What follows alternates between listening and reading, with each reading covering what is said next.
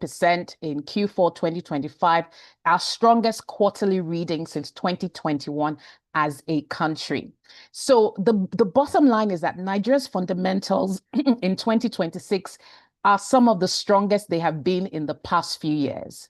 And they're being tested through by global economic shocks, but the opportunity is now and the opportunity is real.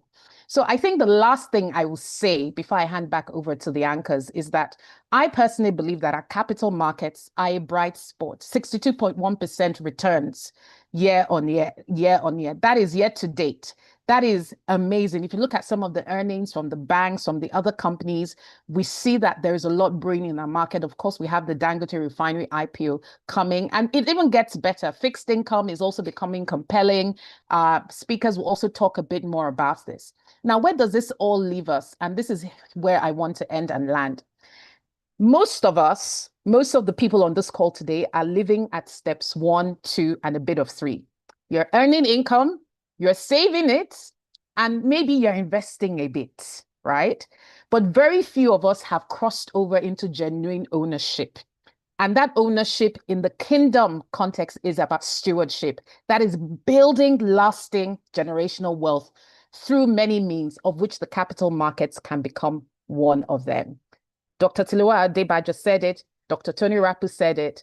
And we have opportunities in this market now about to unleash themselves, not just for institutional investors, but for retail investors. The question, my brothers and sisters, is whether you're just going to sit down at the table or whether you're going to watch it happen again from the outside and not be a partaker of it. So this is what today's webinar is about. And we want to make sure you have no excuse for the latter.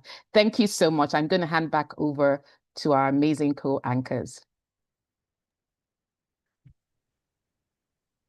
Oh, thank you so much. Thank you. Thank you. That is what we need. Okay, thank you so much. I think there seems to be a bit of a glitch, but thank you so much, Rolake. It's really important what you said about ownership and just having that ownership mentality. What you said when you first started, that was really shaking the table. What have you done since then? And it's something that we are going to, if you haven't done anything since then, this is a good time to learn and to hear what you can do or what you should be doing properly or doing more of when we get from our speakers, or when we hear from our speakers. So I'm going to go right into introducing our first speaker, Ola Olalede. She's going to be speaking on stock investing and personal finance. So Ola is the founder and CEO of Dogwood and Oaks and the creator of Money with Club, the Money with Club. It's a global finance and investment education platform. She's a CFA charter holder with 17 plus years experience in treasury and financial markets. Through the Money with Club, her community has invested over $3 million across startups, film, and real estate in Lagos, Nairobi, Dubai, and the UK. She teaches investing and financial markets. She's worked with organizations like Shell Nigeria and Coronation, and regularly shares economic insights through YouTube and media platforms, including the BBC Africa, Arise TV, and Channels TV. She's an Oxford Executive Leadership Programs alumna and has won the Global Entrepreneurship Festival Award in 2024. Please join me in welcoming Ola Olalede as she speaks to us on personal investing, personal finance, and stock investing. Hello, everyone. Thank you so much for having me. Good morning. Good morning. Thank you. I'm sharing my screen. Please confirm that you can see it. Not just yet. Okay, it looks like it's coming up. There we go. Yes. Yeah, it is. So you can see my screen. Fantastic. I hope we're good. We are good in Jesus' name, because I've struggled this morning. Amen. Yes. So thank you for having me. I'm excited, always excited to share about personal finance and investing. And today we'll be focusing on stocks, which is a very hot topic right now. And for me, the first thing I want to say is that my sessions are usually engaging. So I'm looking at the charts, and I'm going to try to respond and let it be engaging. So I'll be asking questions and I'll be expecting your responses. So I trust that we'll be flowing together. So yes, okay, she talked about me, companies that I've worked with. I run an investment education, a financial education company, and we have 3 expressions. So all we do is, with different tools, we help people put their finances in order fundamentally. And I'm a believer, and one of the things that I've found is that a lot of Christians struggle because we don't really have money conversations, and that's one thing that we do.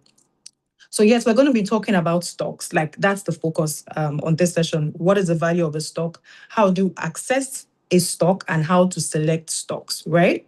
So what is a stock? Now you can see from this image that you see a basket or a bag of seeds.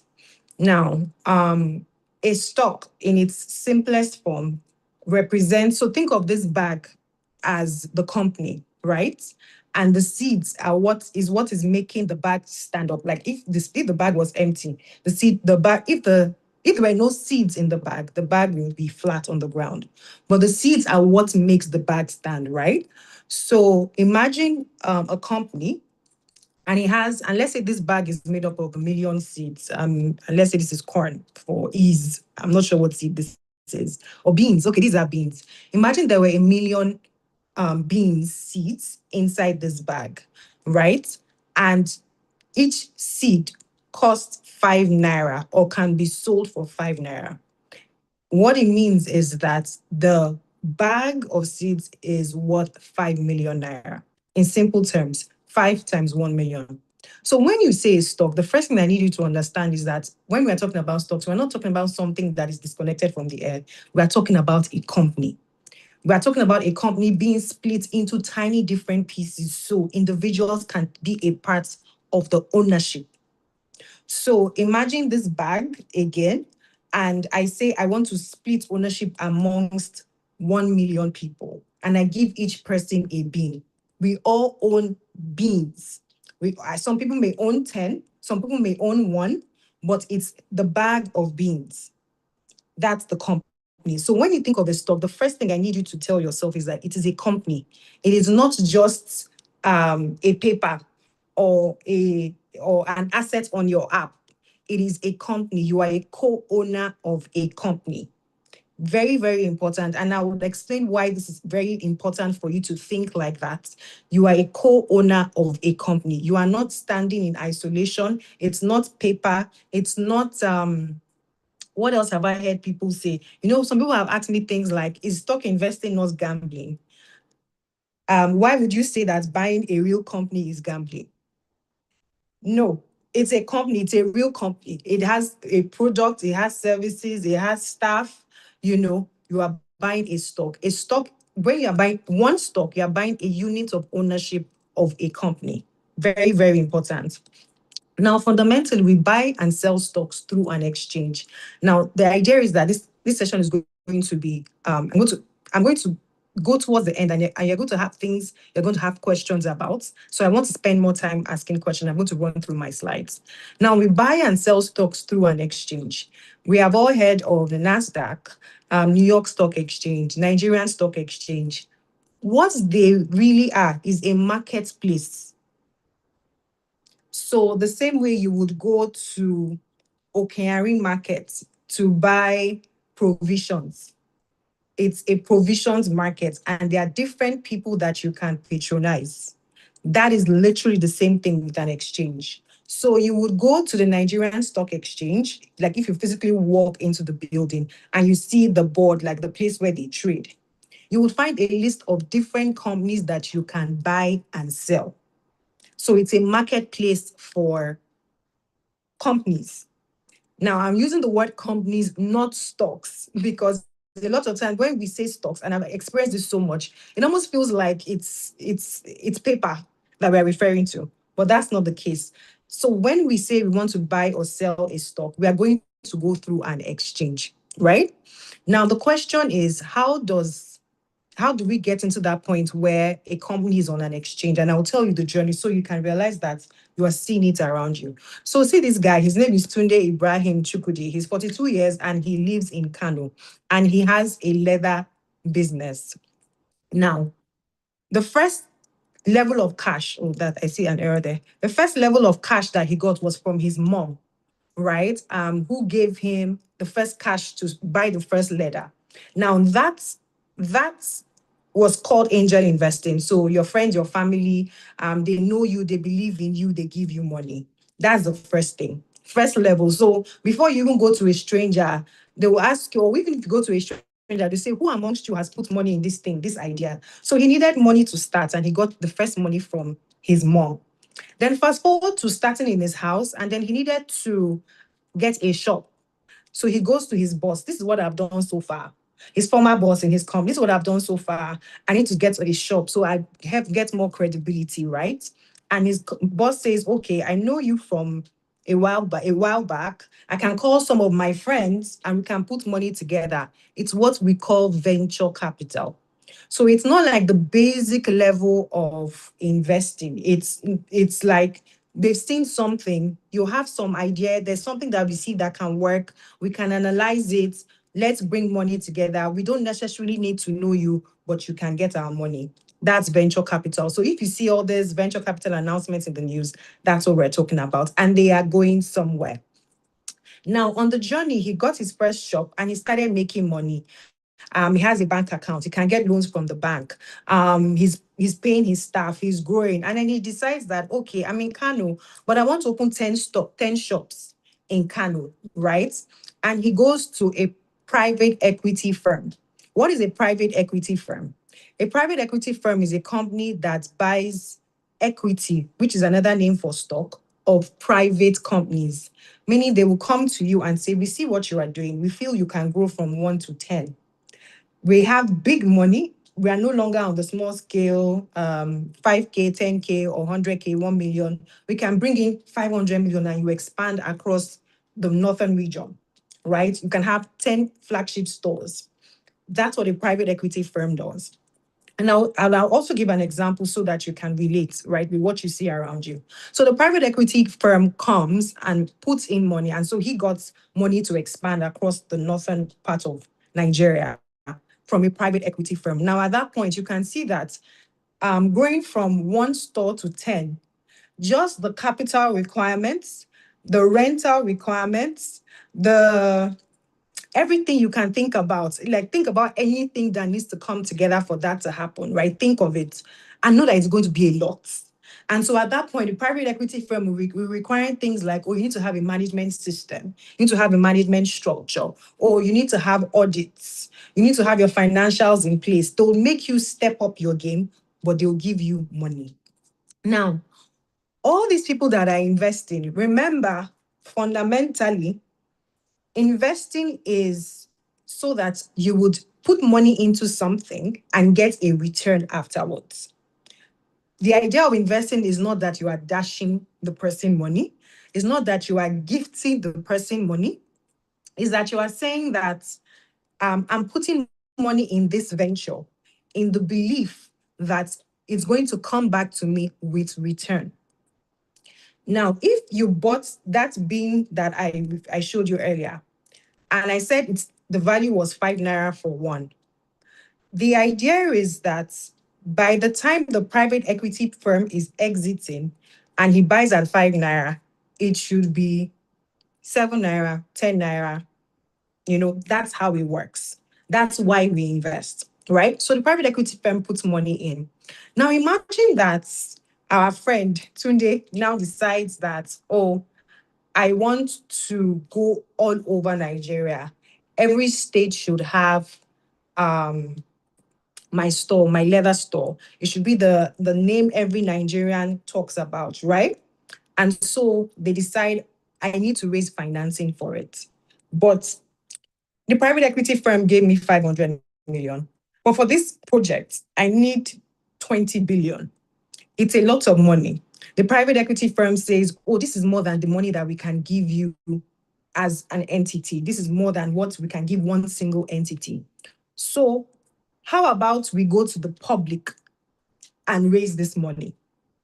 That is how we get to that point. So you see that as a company, it doesn't just appear and say they want to have a public offer. It's that there's a journey. And if you look at every single company that you find that is listed, they would have their journey to getting listed, right? And so they say, let's go to the public. Let's put the stock price, first of all, take notes, let's put the stock price at 10 naira per unit. Now, when I started, I said it was 5 naira.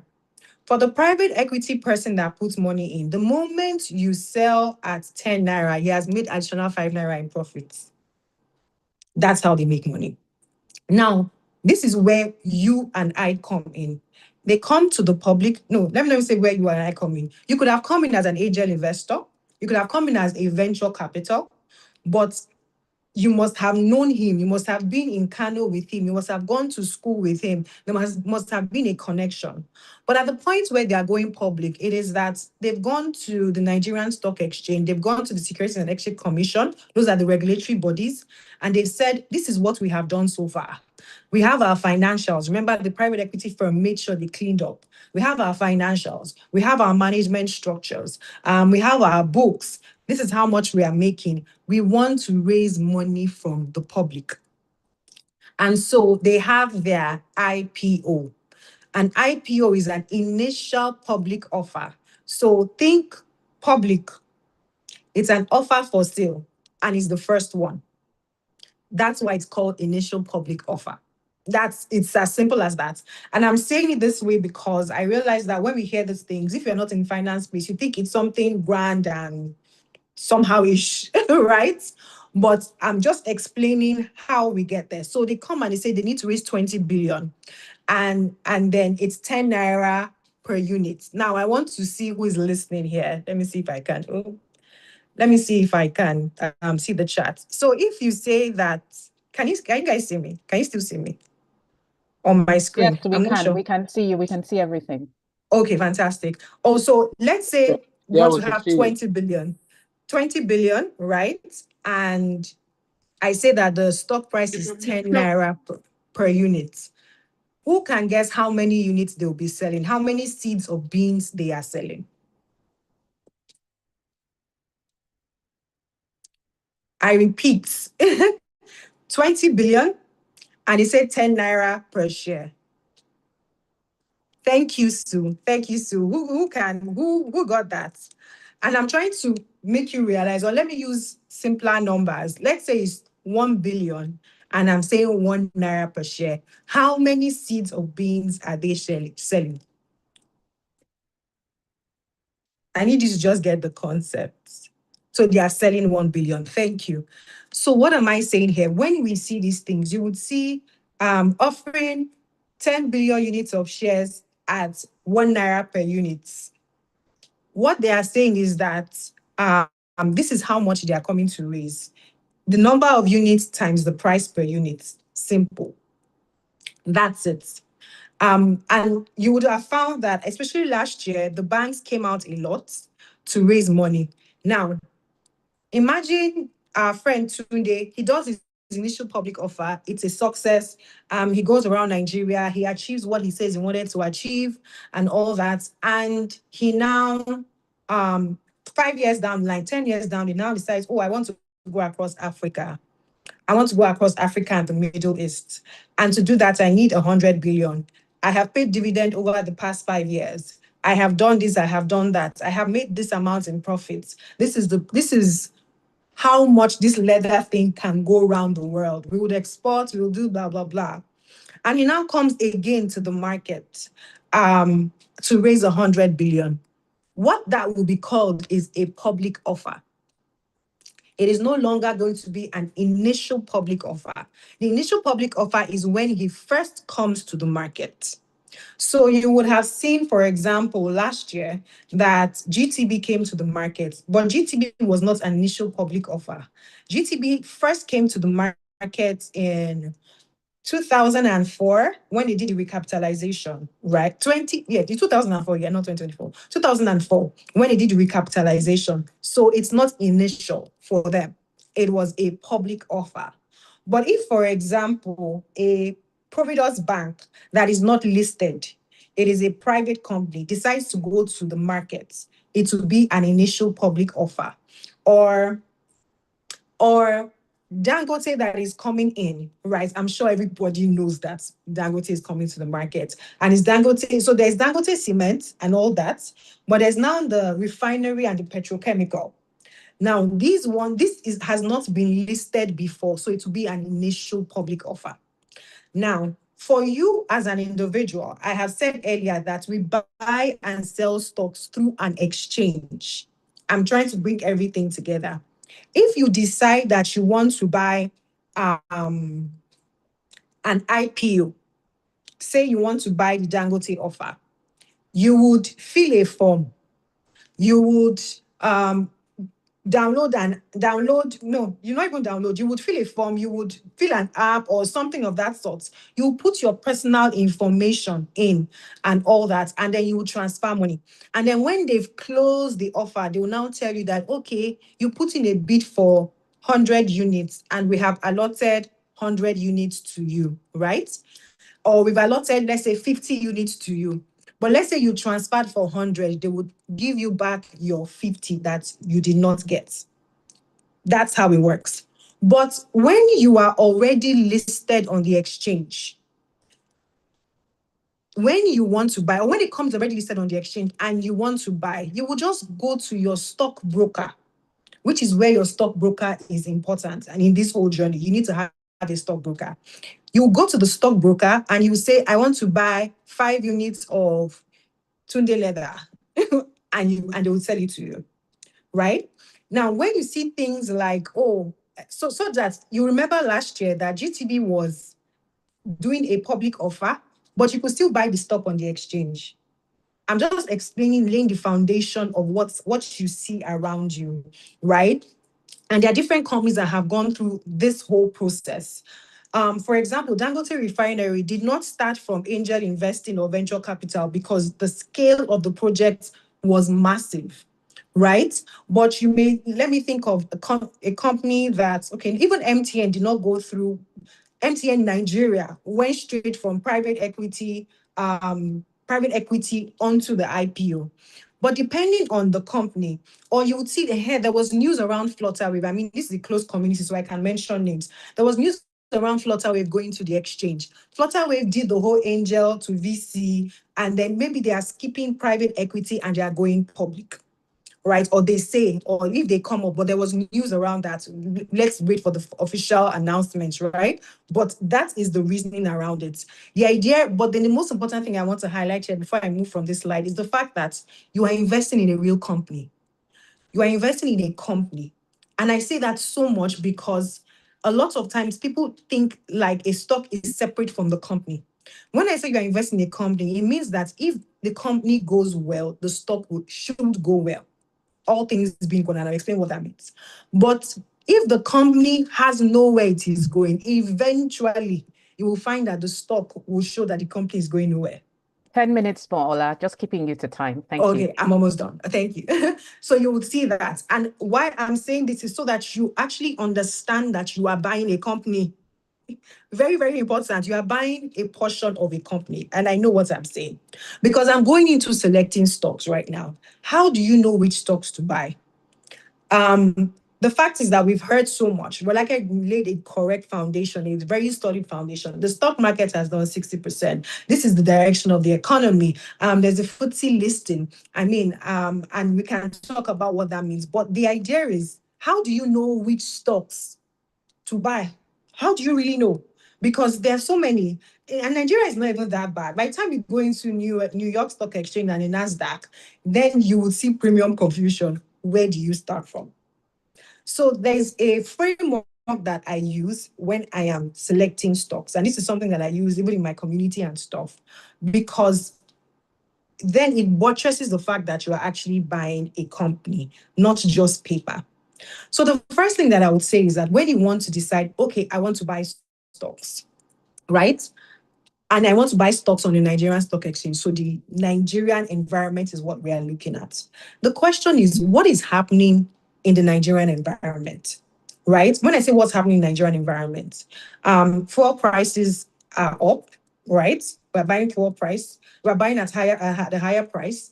Electricity there's a scarcity of electricity, right?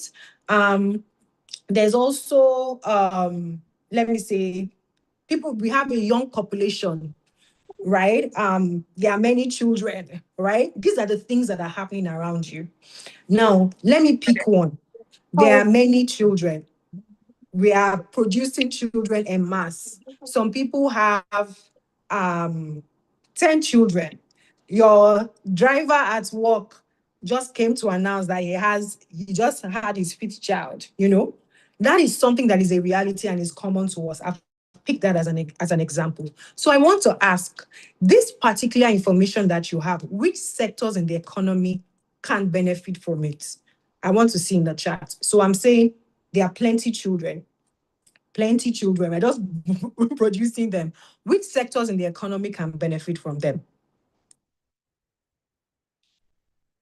Education, health, fast-moving consumer goods, fantastic. Education, schools, yes. Retail. So let's say so let's pick agriculture, fantastic. There are so many things coming in my face, but let's pick fast-moving. Oh, I see food, clothing, housing, fantastic. So let's pick fast-moving consumer goods, right? Now, which companies? So that's a sector. On the stock exchange, right? There's a sector called fast-moving consumer goods. We are talking about children, and we know that these children are going to need some certain things. Which companies in that sector do you know that as a parent, you must buy their products? I want to see in the chat. So we are now in fast-moving consumer goods. If you can say the products, Nestle, right? If you can say the actual products, maybe baby food, right? Nestle, Procter & Gamble, your diapers. Now, what I have done here is I've told you that, number one, this company, you can see why. Let's pick Procter & Gamble. Procter & Gamble is not listed in Nigeria.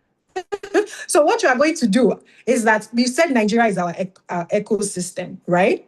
We're now going to say which companies in this fast-moving consumer goods segment do we have in Nigeria, right? So Procter & Gamble is not listed, if I remember clearly. Do we have on the stock exchange? You can say Nestle, Milo. So let's pick Nestle. And we say, how many children are buying Nestle? How many parents are buying Milo for their children?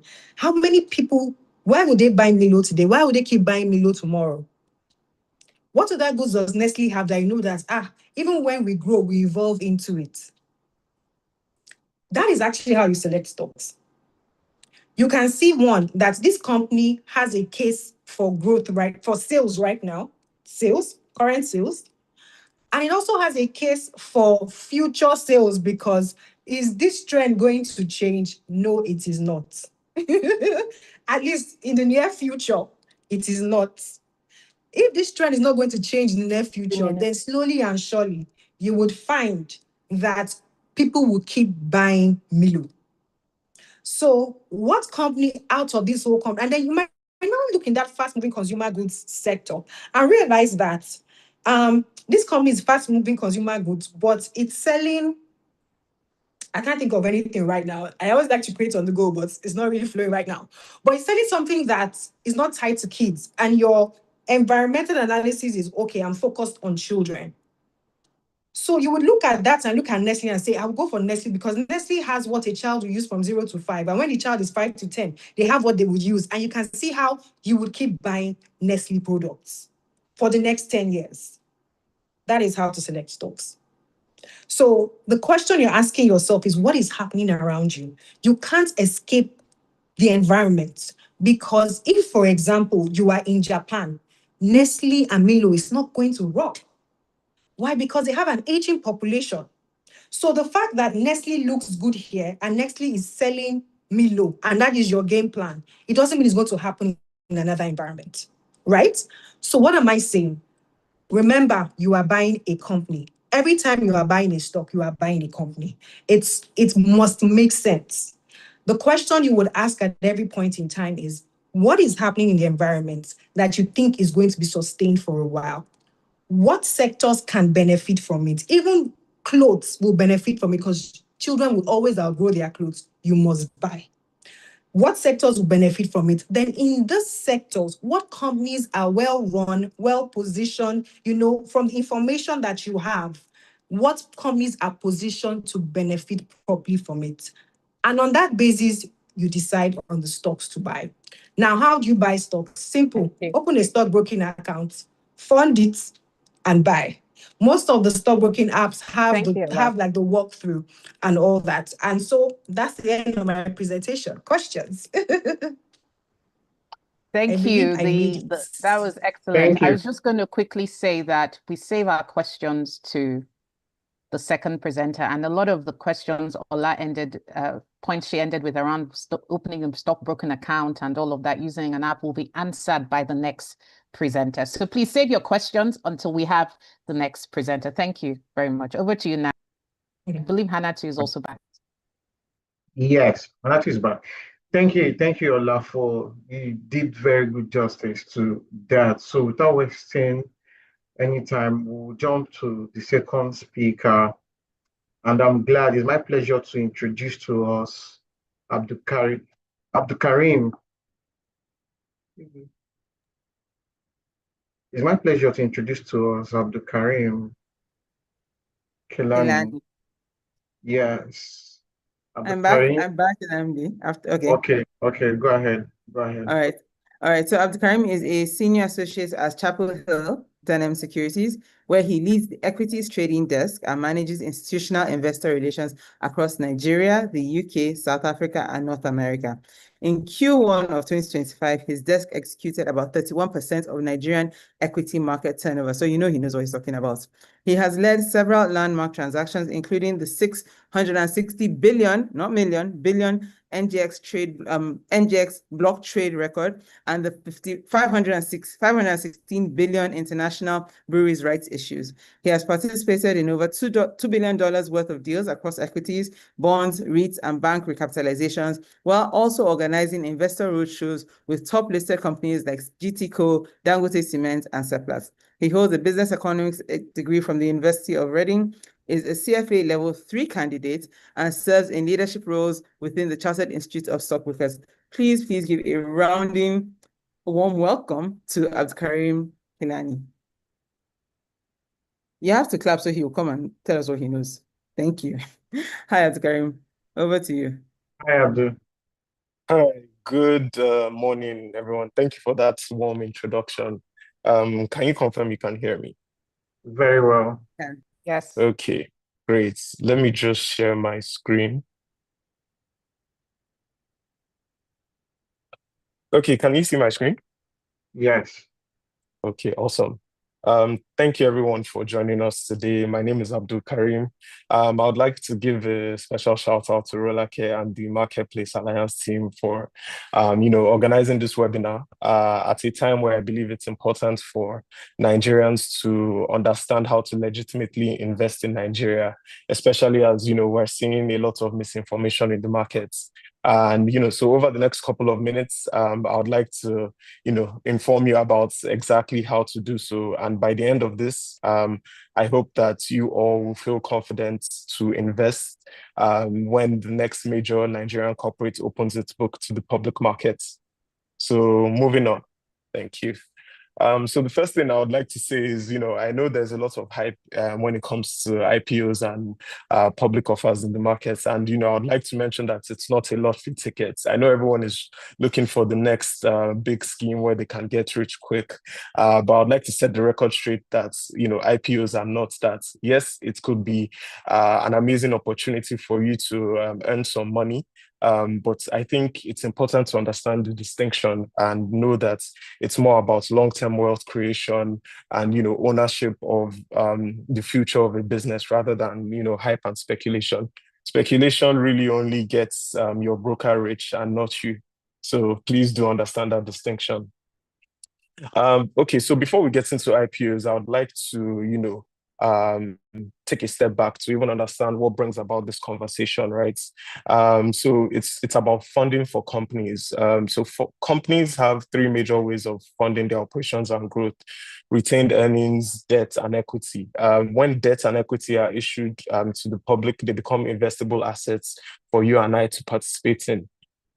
So looking at the overview, or if I can say the spectrum of capital raising opportunities for companies. Towards the short term, you'd see that there's opportunities for them to borrow from banks or from the money market, where you'd see things like commercial papers.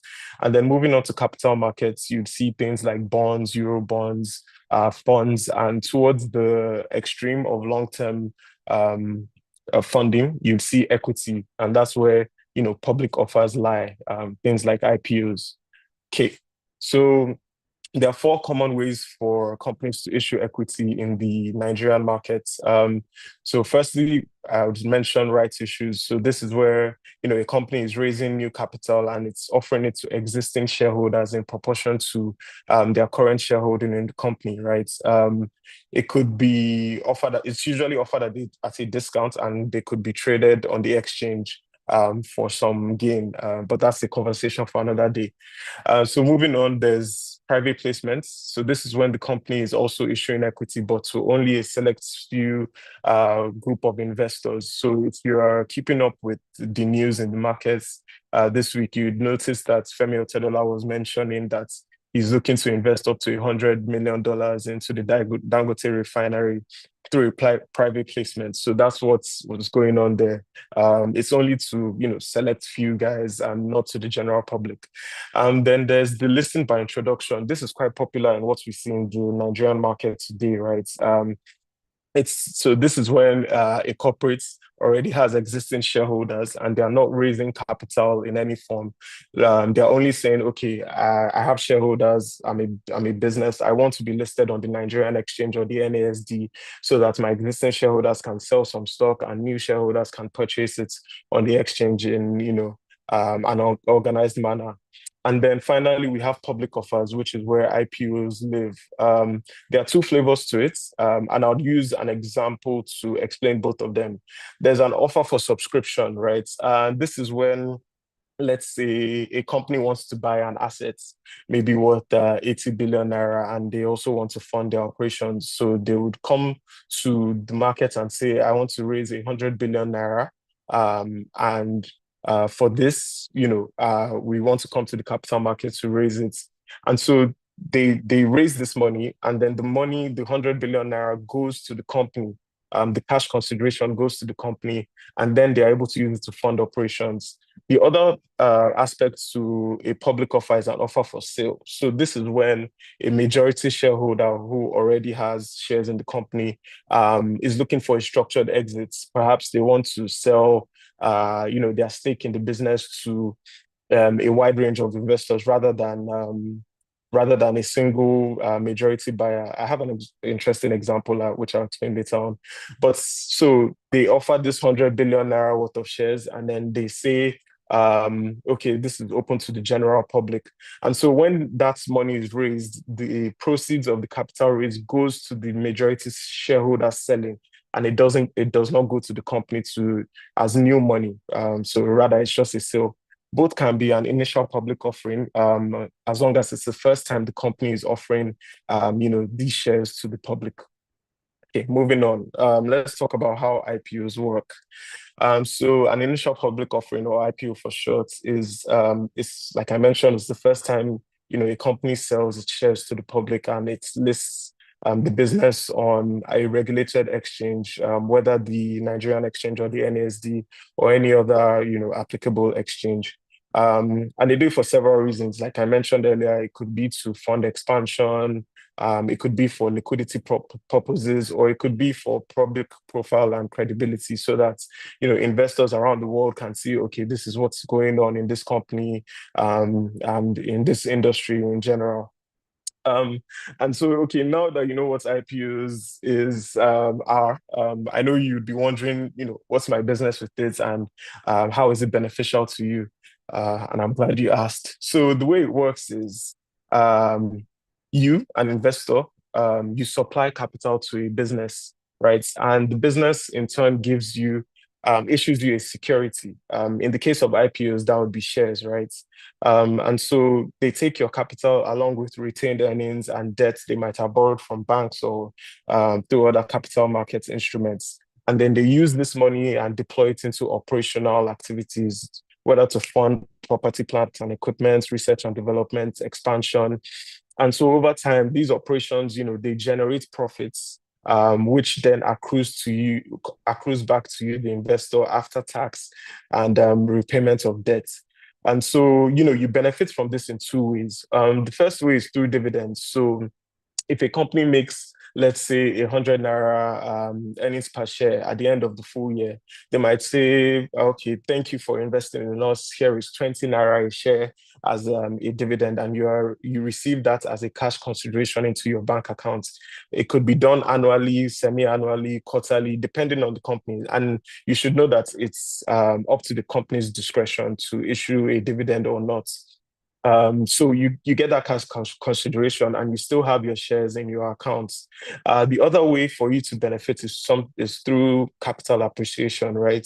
So what happens is, as the company grows and they keep making money and they keep offering dividends, the sentiment about the company's valuation usually improves, right? And so you could see a stock which was maybe issued at 10 naira a share go up to 12 naira a share because investors believe it's more valuable, or it could even double 20. We've seen stocks do 10x, so that's also a possibility. And so you make money the other way. By then you bought at 10 naira a share and it's now worth 15 naira a share. So that's how you make money from that. Ownership ends you both as long as you hold both the shares. So moving on, since we're speaking about IPOs, I would like to give you a step-by-step participation guide. First thing you should know is who in an IPO. So there are a couple professional parties who bring, this to market. Ranging from the issuing house, the stockbroker, registrar, the regulators such as the Securities and Exchange Commission, as well as the Nigerian, the NGX Regulation Limited. There's also other professional parties such as solicitors, receiving banks, auditors. So of this list, you are only mainly concerned with two of them, that is the stockbroker and the registrar, and you only have the choice of picking one of them, which is the stockbroker. So very, very important choice, and I do hope you make the right choice at the end of today. So speaking to two of them, so the stockbroker, that is your access point to public offers and the secondary markets, because they are the ones who basically collect your KYC, and they are open to and they okay and they someone speaking. Okay, so they okay, thanks. So they open an account for you, a CSS account, which I'll explain soon, which allows you, invest in these public offers or through the secondary markets. And then they route your application to the issuing house, who then collates the bids, and, before the registrar then allots your shares to you. In terms of the registrars, you only mostly speak to them after you've been allotted shares. So in terms of things like, so the registrar manages the share register, right? So they have the records saying, oh, Abdul Karim is a shareholder of so company, owns, as of today, owns 10,000 shares and so on, right? And then at the end of the day, when it's time to pay dividends, they're the ones that do so. And they also do a couple things. So you mostly speak to them, after allotments. Okay, moving on. Before you can participate in an IPO, you need four major things. The first is you need a registered stockbroker, such as Chapel Hill Denham Securities. You need to have a stockbroker who is licensed by the SEC. There are probably a couple fraudulent guys telling you they can invest for you, but really it's about who is licensed to do so. And so, I advise you to pick a licensed firm with a strong service and fully integrated app where you can monitor your investments and, make further investments in.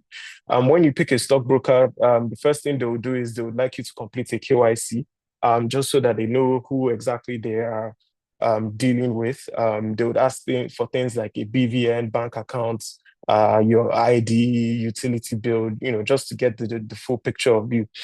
And then once they do that, they would create something called a CSCS account for you. So the way I like to explain it to investors is that a CSCS account is similar to a bank account, right? But rather than having cash in the account, you have securities domiciled inside it. So whether that's shares or bonds or other financial instruments, that's where it will be domiciled. And when a CSS account is created for you, you'd be issued two identifiers. One of them is a CSS account number, and then the other is a CHN. So the way I like to explain it is a CHN is analogous to a BVN. So if you're opening a bank account, you would have one BVN, but you can have several bank accounts, in banks like Wema, GT, Zenith, or so on. And same goes with a CSS account. Ideally, you should have one CHN, but you can have, your stocks across several stockbrokers. And then finally, of course, you have to have a funded bank account. So in Nigeria, we work with a delivery versus payments system where, you're only issued a security when you have funded for it. So, you also have to have the money to pay for it before you are given the security. Okay, so moving on. So inside the subscription process, like I mentioned, there's a lot of hype. People say, okay, this, that. But what you want to do is you want to make sure everything is certified by the right regulators. So the first thing you need to watch out for in an initial public offering is the SEC approved prospectus. Now, it's a very lengthy document which talks about the business you are investing in, as well as the offer at hand. So it will tell you things about the company, the directors, how long the company has been in operations. It would give you, a couple financials, maybe audited financials, maybe in the past 3-5 years. And it would also tell you things like the use of the proceeds that the business is looking to raise and the risk factors that is applicable to this business, just so that you can evaluate the offer for yourself and, understand whether you should be investing in this business in the first place. So after that, after you've read the approved prospectus, you would then complete an application form, which I'll show you later on. So you could do it traditionally by filling in a form, or you could do it digitally, which I'll also explain later on. So once you complete the application form, you then have to pay, like I mentioned, delivery versus payment system. So you'll be matching the number of shares by the offer price. Perhaps if you're looking to invest ₦1 million, you'd be buying, let's say, 10,000 shares at ₦100 a share.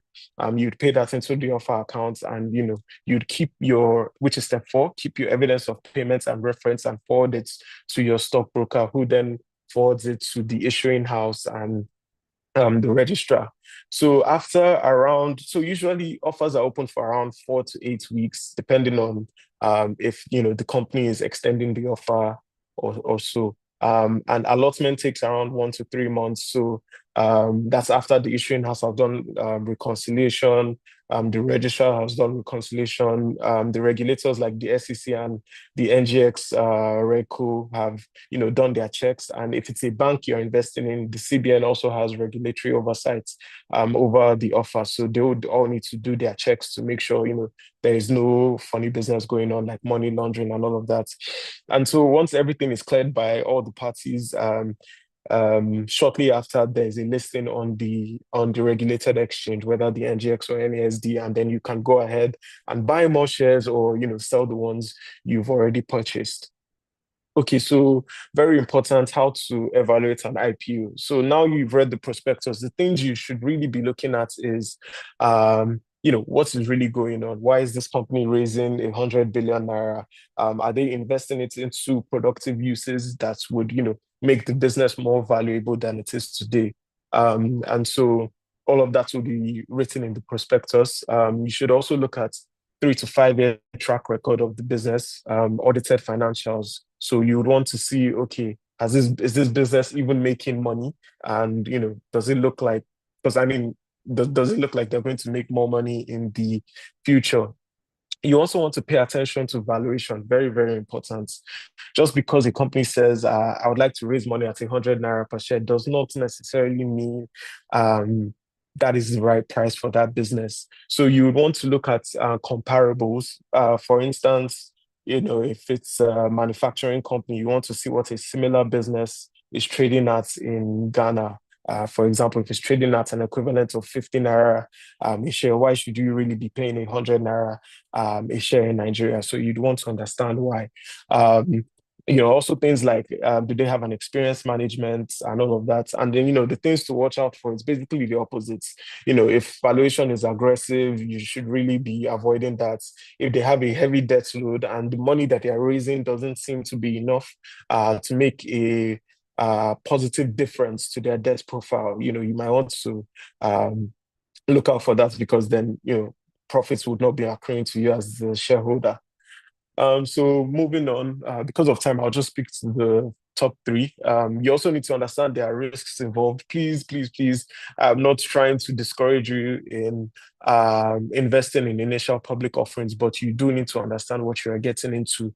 The first one I'd like to mention is valuation risk, which, I mentioned earlier. Usually, every company wants to squeeze as much money as they can out of, investors, right? So valuation might be at the higher side of things. And so you want to make sure that, is this a fair price in what I'm paying? You want to look at things like book value per share, earnings per share, what are the assets they have in that? And if it makes sense to you, please do go ahead. You also need to understand that there's a limited trading history for a company doing an IPO. So, for example, a mature company like GT Bank, you can see how the stock has kind of traded over the past 5, 10, 15 years, right? But, a new company that's coming to markets, you have no trading history, and, you might be surprised on how the market decides to price the stock by the time it's listed on the exchange. And so, sentiments can really change. Three is quite important, market timing. So, several things can happen, right? And I have an interesting example to tell you. But really, for example, we see oil trading at over $100 a barrel, right? And now might be an attractive time for oil companies to say, "Hey, I'm making lots of money. Come and buy my shares at, an attractive valuation because oil is trading at a high price." And then, you might see in the next 3 to 6 months, geopolitical tensions ease. And then, oil starts trading at $60 a barrel, $70 a barrel. And so, the valuation of the business you invested in doesn't look as attractive. So there's things like that which can then affect the valuation of the business. And, you could possibly lose some money there. But then again, you could make some money. So it's all about the risk reward and you just understanding the risks involved. Okay, moving on. There are a couple possible outcomes in an IPO. According to SEC regulations, I'll just give an example. If a company says they're raising 100 billion naira through an initial public offering, and they only get 49 billion naira in subscriptions, which is less than 50% of the money of the offer, the offer would have to be aborted, and monies would have to be returned to participants who participated in the offer, and that is usually done within less than three weeks or less, 15 business days, and you'd see your registrar transferring your money back to you with interest. And also, an offer could be oversubscribed. So they want to raise 100 billion naira, but however, there's an application of 125 billion naira. And so in that case, if they're not looking to increase the offer, they would have to prorate it.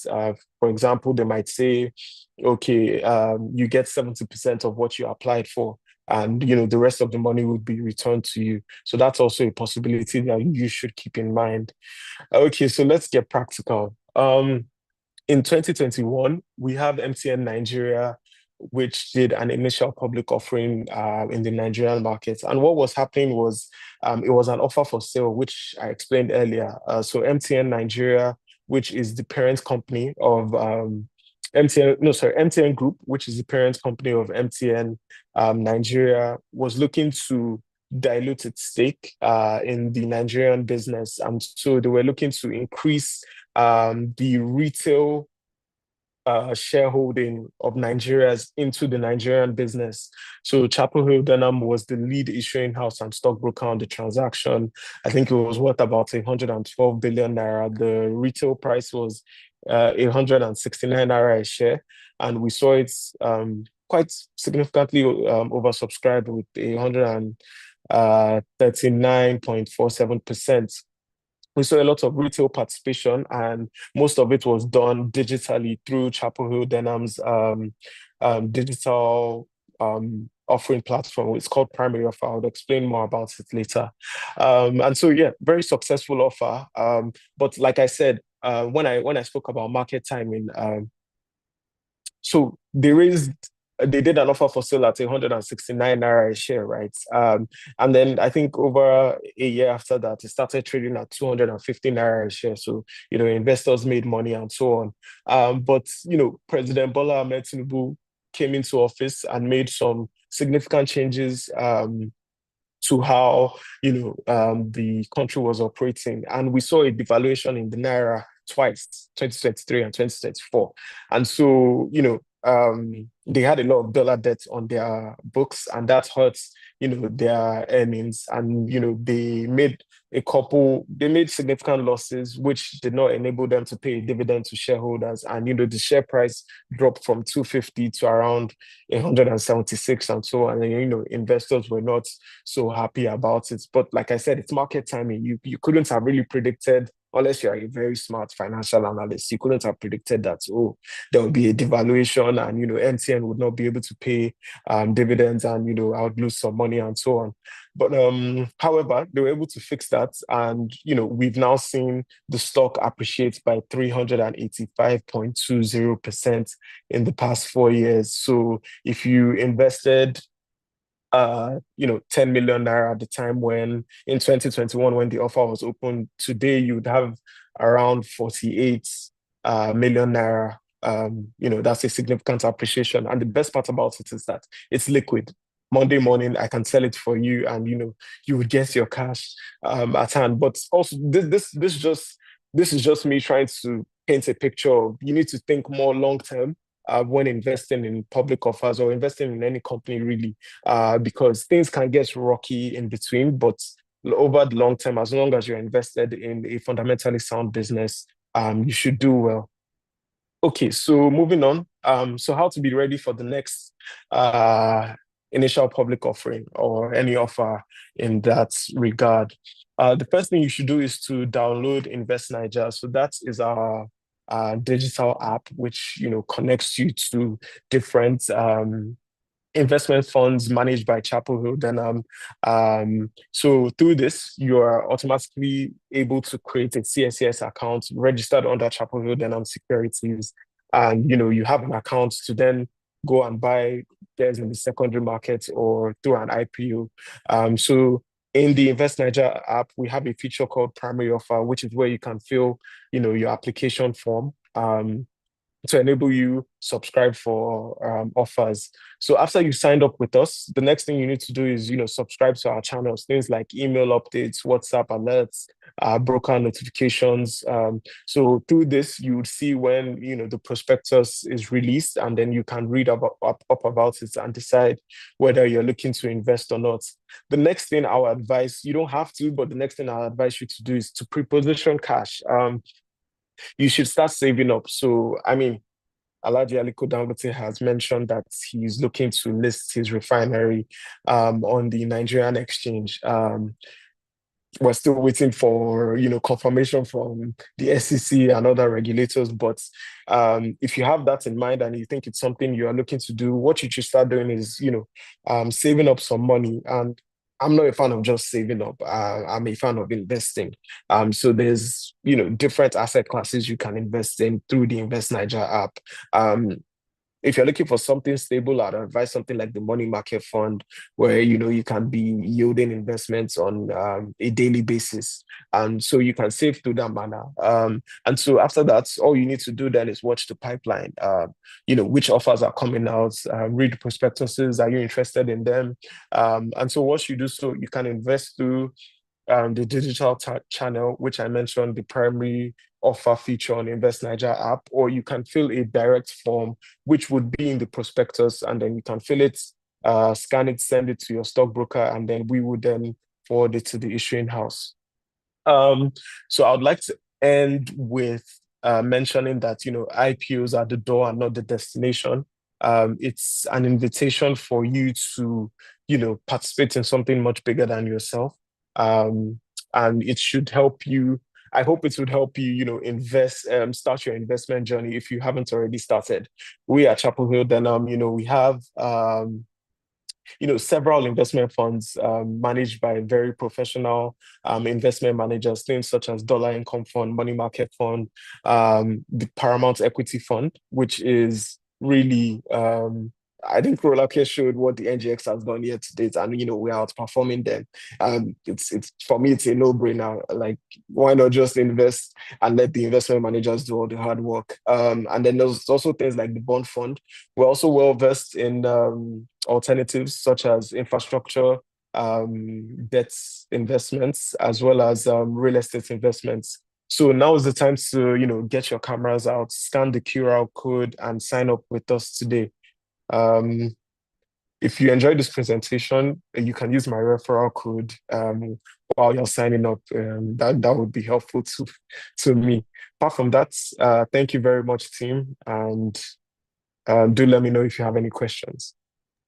Thank you so much, Abdul. Could we ask that if you have the link, you could put it in the chat so people can also copy and paste that as well as your referral code.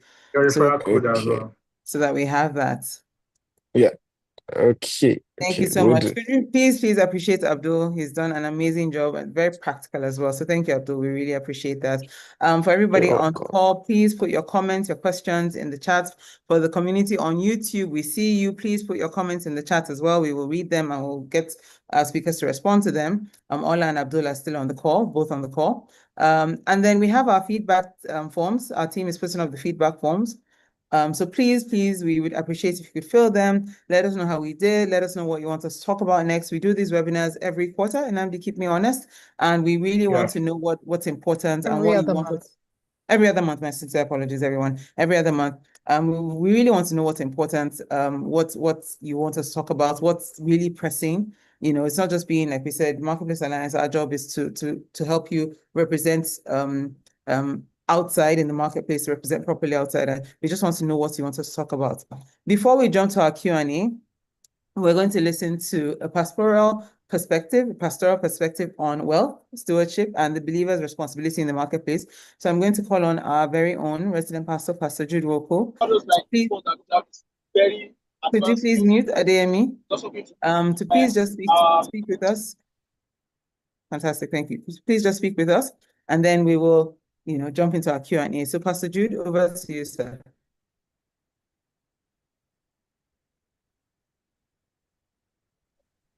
Hello, Hanatu. Good. It's afternoon already next time. No, not yet. Good morning, sir. Good morning, everyone. I want to say thank you to our guests. Thank you so much for your very insightful presentation to us this morning. Thank you to the team also once again for putting this together. Good morning, everyone. I don't want to take so much of our time because I want us to jump straight into the Q&A. I'm part of most of this kind of wealth management presentations.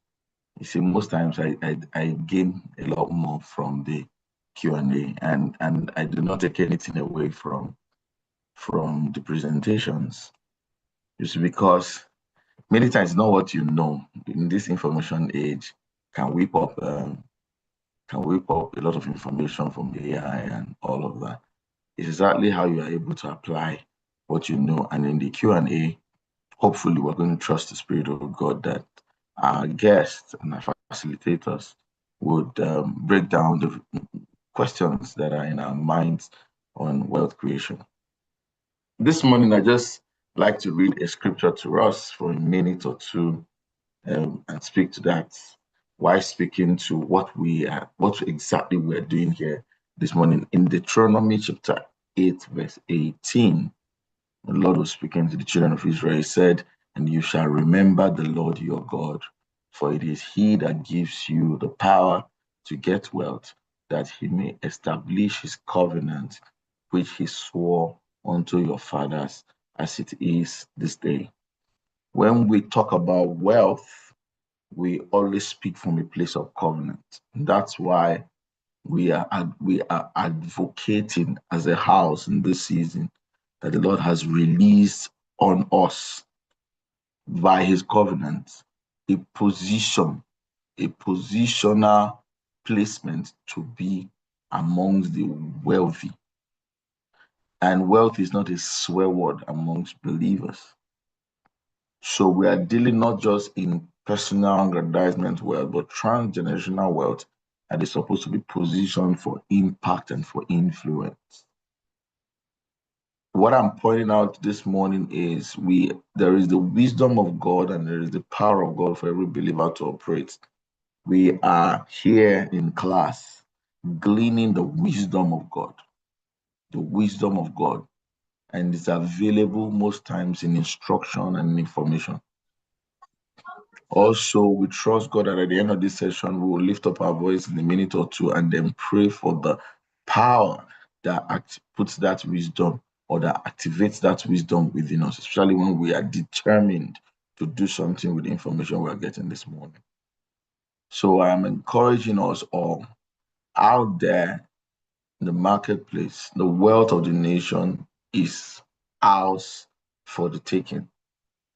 So you need to know where to invest. You need to know where the wealth transfer is moving to position you to make your investment decisions right.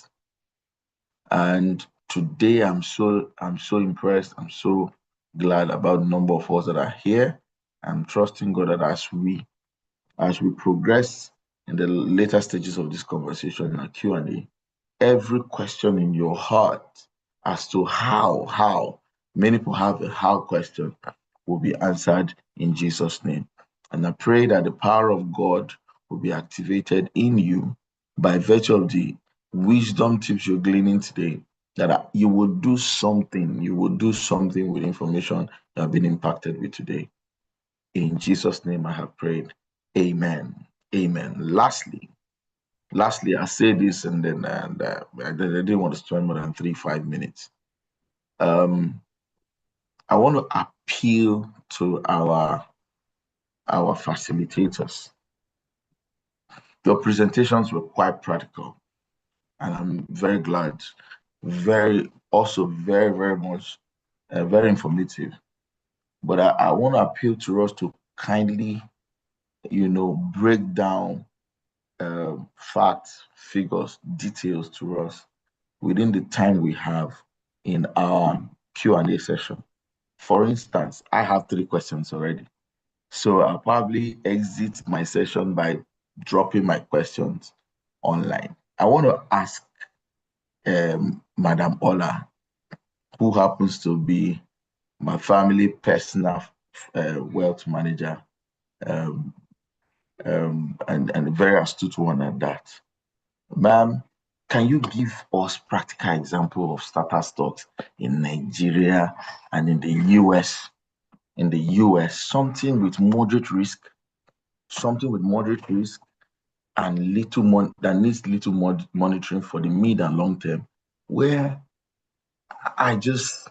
for beginners like us, I typically like to just make money, and then I tell my wife who listens to you all the time to invest it. But we're getting interested now. What are starter stocks that you can point us to? That's one. And now I said I have 3 questions. For instance, the people here who would say, I have 100K monthly and I want to consistently invest. How do you advise I spread it? We're looking for those kind of practical pointers. And I ask one last one, and any of the facilitators can take that. I'm not particular who can. As a young person in my 20s, I'm in my 20s, right, guys? As a young person in my 20s, with high risk appetite and regular income, what should my investment plan look like right now? What should my investment? So those are thoughts of my mind, right? And I am trusting that as other questions come in, right? We are here. We might be quiet, but we are soaking in all you are saying. So please just give us pointers, not the generics, pointers. Thank you. All right, thank you so much, everyone. That's my time. All right. Thank you so much, Pastor Jude. Thank you so much. We are glad to have you here on our midst today. Just before Madam Ola takes on Pastor Jude's question, please, can Namdi, we let's all go go? straight to the Q&A. Let's go Yes. straight to the Q&A, please. Yeah. Okay. Yeah. So please, Ola, can you proceed and answer Pastor Jude's question? Then we take up on other questions. Okay. Thank you, Pastor Jude. Well, Pastor Jude, you have this answer in your house, so just putting it out there. Let's see. But in terms of starter stocks, so let me put a disclaimer before okay, let me not put a disclaimer. Let me say it like this. If I was to start investing in stocks today from the scratch, these are the companies that I would buy. That's what I would say. So don't take it as a recommendation. Don't take it as an advice. Take it as this is what Ola. No, we have noted the disclaimer. It's okay. Go ahead. Our pens, we are ready to write. That's what I would do. So in Nigeria, I would look at the companies that would always generate cash, right? So the banking system, I'll look at the telecoms, I'll look at fast-moving consumer goods, and I'll look at healthcare. Because healthcare, the dynamics of healthcare in Nigeria has changed because of exchange rates, right? So I'll look at those because we must buy them. So who are the top guys in finance, in the banking system? I would do GTB Zenith, and let's just do those two and rest. In the telcos, I would maybe do an MTN, and I'll leave it at MTN, Sha. That's my preference. Remember, this is what Ola would buy. And I think Abdul can also have his own numbers, because I mean, that's his space also. Then that's for telcos. Then for fast-moving consumer goods, I would still do a Nestle. I would still do, and then we are producing a lot of Dangote cement. We are still building houses. There's still housing scarcity. So Dangote cement, right, for those. And then what was the last thing that I said? Healthcare. Healthcare, I would, Fitting does well. Most of the Nigerian healthcare are doing well. They are selling. Their Panadol is selling. Paracetamol is selling, right? So let me just say, those are your starter stocks. And I would hinge that on what I said earlier, that look at what's happening in the environment and who's benefiting from it. And is this thing going to be sustained? And you can see how these companies I've just mentioned, whatever they are selling, we will keep buying it. Then how to spread if you make 100K as an individual. So I will tell you my assumptions before I give you my answer, because it's different depending on your age and stage of life.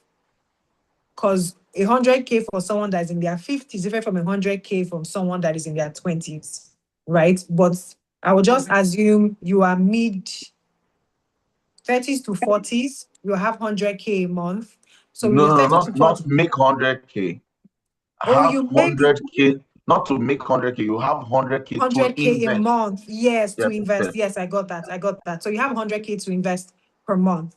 So I would assume that you have 20 to 30 years to retirement, right? And that 100K, you are not going to touch it. If that's the case, I would do 10 in real estate, 10K in real estate.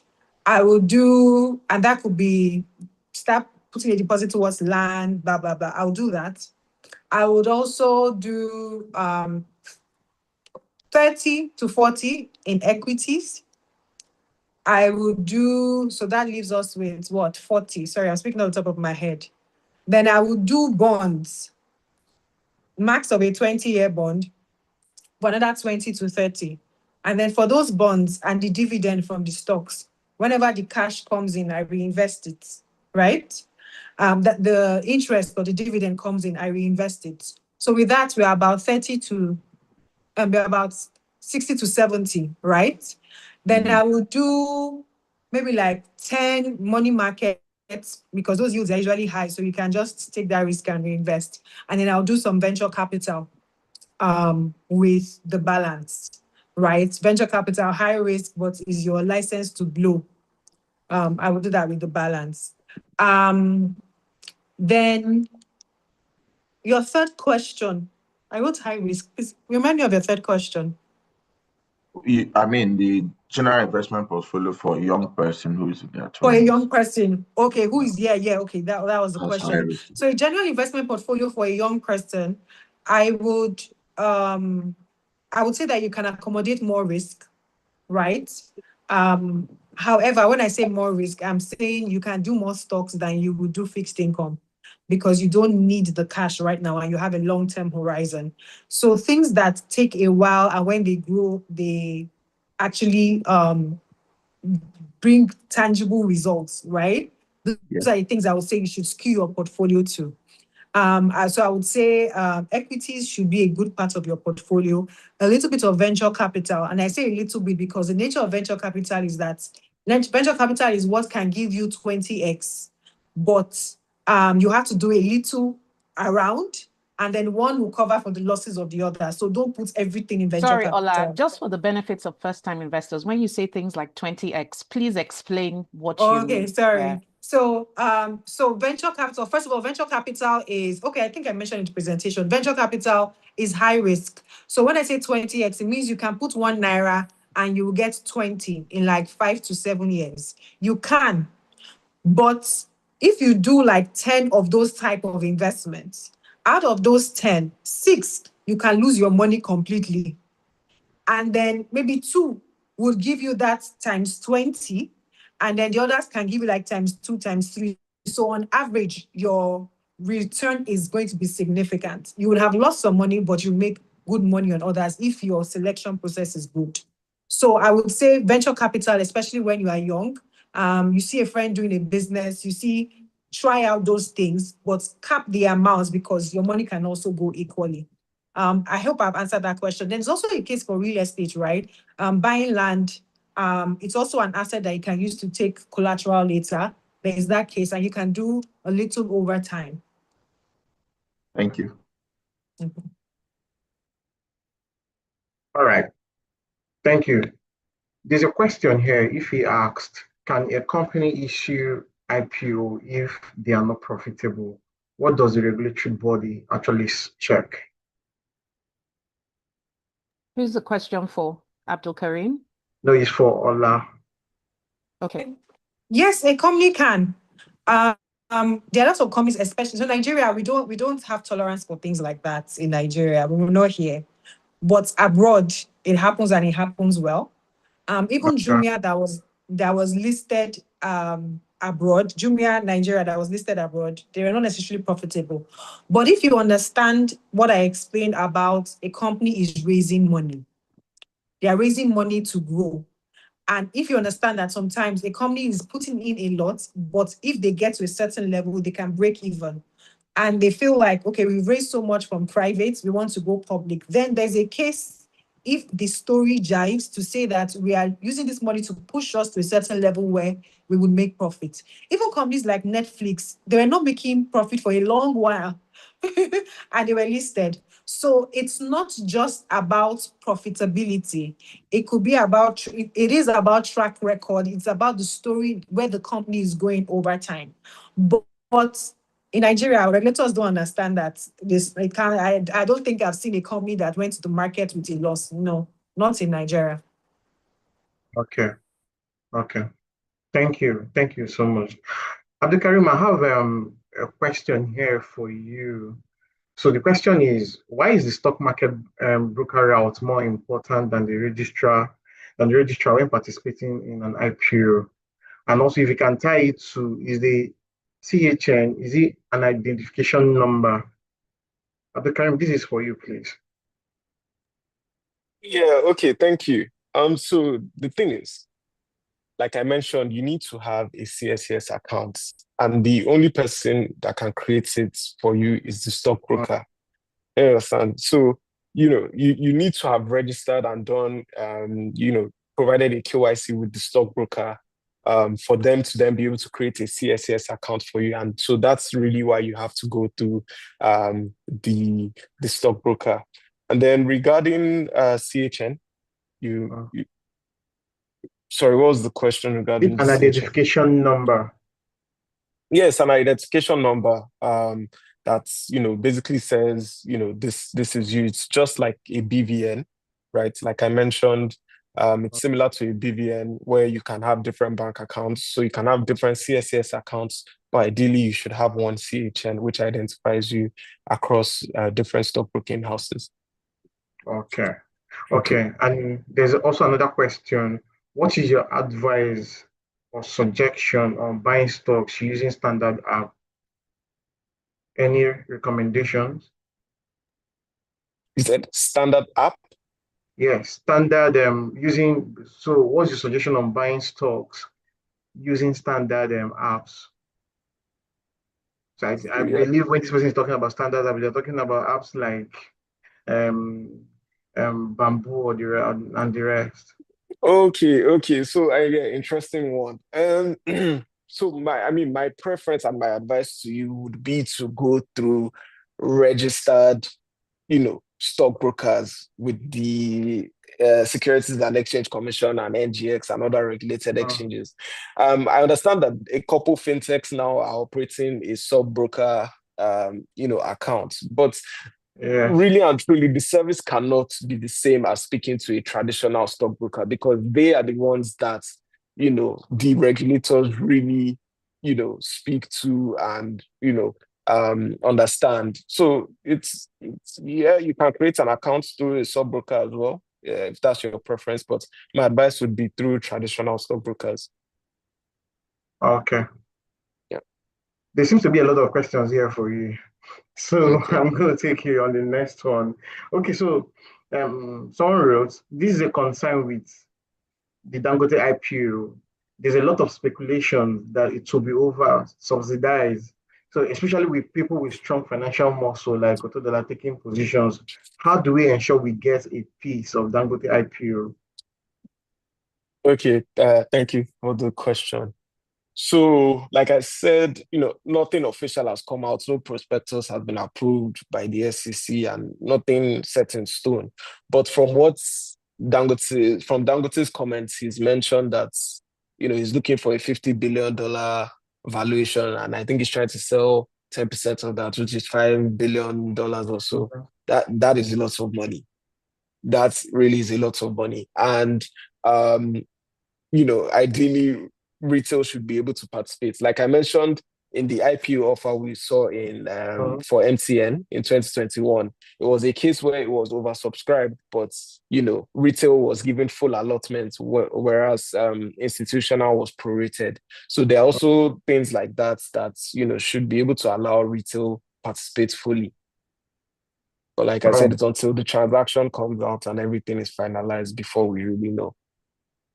So because I know this person's fear is that people with the muscle can come take over everything and there will be nothing left for people down the ladder to take a piece of it. And that brings me to ask, dividends, are they now taxed in Nigeria?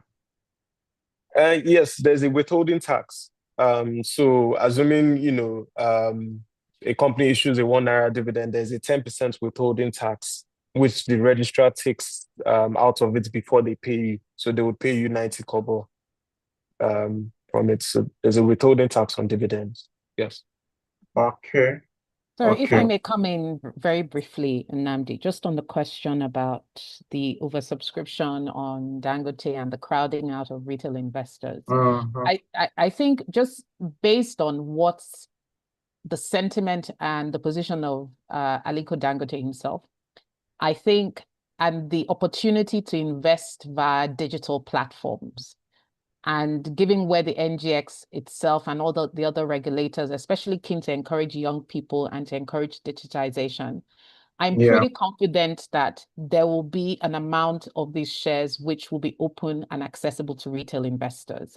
I don't think you can have such a big strategic asset like this listed on a stock exchange where you close it up just to institutional investors. I mean, I think the Dangote team have themselves, they refer to this as the people's IPO, right? So there's a sense in which this IPO is going to democratize access to capital markets. And if you want to democratize access to capital markets, you can then restrict it to institutional investors or do just purely large-scale private placements. So yes, you'll have your $10 and that bucket of people, ultra HNIs, and companies do that for strategic reasons. But I think there will definitely be a pool of shares that will be open for retail investors. And I would also encourage people who are able to get into investment clubs to look at how they can also pool resources. I'm sure Ola can also talk about Ola, do you mind that point. putting more light to that? Sorry, as she mentioned Ola, it glitched for a split second. What am I supposed to speak to? No, I was saying that for access for retail investors for large-scale IPOs, that actually you can pool your funds as well to Yes, co-invest. yes. To co-invest, yes. Yes, that's one thing that easily can be done. I mean, bringing people together, and that's one. I have an investment community where we do that. However, for this one, I honestly think that it will pay you more to be a retail investor, because the institutional investors, they will be fighting head on for allotment. So as a retail investor, you are more likely to go as an individual with your 5 million, 10 million and get your full allotment than if you put money together to become a 200 million and you'll be struggling as a HNI. So for this one, I would say it pays for you, but then the general logic of putting money together to invest in something is always very valid. Okay, I think this also answers Victor's question on the comment section. So, Ola, I have this question for you. You know, someone is asking, after analyzing environment and company, how do you analyze management to ensure they have the right structure and strategy to sustain the company? Ola, this question is for you. Okay. Yes. I was unmuting. So for publicly listed companies, they submit returns every quarter. There's information that goes that they must submit to the SEC every quarter, to the NGX also. They have in fact, SEC is weekly, monthly, quarterly. And then the NGX also, they have some things that they must publish. Now, what that does is you're not looking at the management like they are individuals. You are looking at what their actions are translating to in the company. Because whatever they do as individuals is not your business, if you understand what I mean. So we are looking at how easy or how well they are managing the company, and that shows in the numbers. That is your focus. Yes. Now, to get that information, they have these things that they submit. Now, the thing or the good thing about listed companies is that the SEC is tracking. For a private company, is between you and the person you lent money to or you invested in, right? To the extent that you can chase them. But with a publicly listed company, they have to have auditors, they have a lot of things that they must put in place to keep them in check. So all those filings is what you track to keep abreast of the company. But then the caveat is don't put all your eggs in one basket, because we've also seen when a company comes and shocks everybody, including the regulators. That always happens, but it's not the prevalent story. Just putting it out there. Okay. Thank you. And Abdul, I have this question for you. Abdul Karim, I have the question for you. It said, can you transfer your previously held stocks to the Invest Niger platform? Thank you. Yes, you can. So there's something called an inter-member transfer, right? And this process allows you to move your shareholding or your CSS accounts from one stockbroking firm to another. So you would essentially be moving your stockbroking accounts, whether with another stockbroker to Chapel Hill Denham Securities, where you can then have access to the Invest Niger account and trade it from there. So yes, you can. Okay. That makes a lot of sense. And Ola, someone is asking, can I create an investment account for my children? Yes, you can. They'll be dependent. You want to be procedure? So I believe Chapel Hill should be able to do that for you. So you would open an account for yourself, and then you will now open a sub account or a dependent account under your name for your children, as long as they are under 18. So, I mean, Chapel Hill can sort that out for you. Okay. Did you want to throw more light to that on procedures and all of that, what it requires? Yes. So exactly like Ola said, yes, you can. Alex. It's just about filling in the form. It's just about filling in the form and providing the details, really. It's very simple. It's just like opening the normal account. Bank account. Yeah. Okay. Okay. Yeah. And there is also another question here. If I bought some shares with my siblings, in bracket, bulk buy in one person's name, can we transfer each person's stock to each person's? Now, if we all have an a Niger Invest account. Do you want me to take that? Yes, I think I have something to do with this particular question as well. I think I'm interested to hear that as well. Okay, yes, it is also possible. But it involves something called a nominal transfer, right?